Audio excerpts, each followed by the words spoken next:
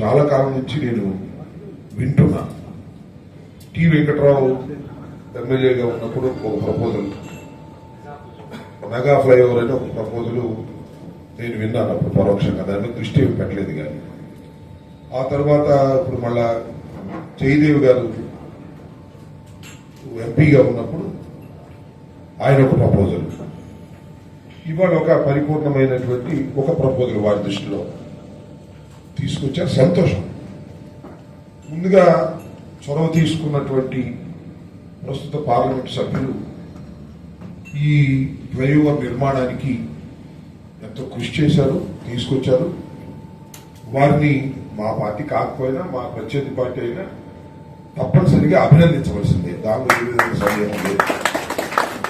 ఎందుకంటే కార్యరూపం దాల్చబోతుంది కాబట్టి మీరు తీసుకొచ్చారు.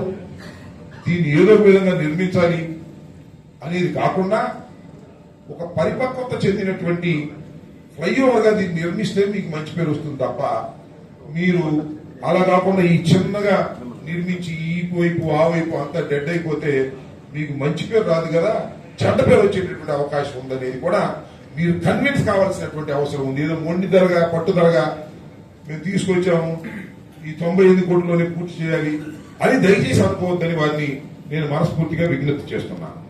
రెండో అంశం ఏంటంటే, వాస్తవంగా ఏది చేయాలన్నా అభివృద్ధి కార్యక్రమాలు ఫండ్స్ కొరత ఉన్నమాట వాస్తవం. రాష్ట్ర ప్రభుత్వం దగ్గర ఉంది, కేంద్ర ప్రభుత్వం దగ్గర కూడా ఉన్నది, అందరికీ తెలిసిందే.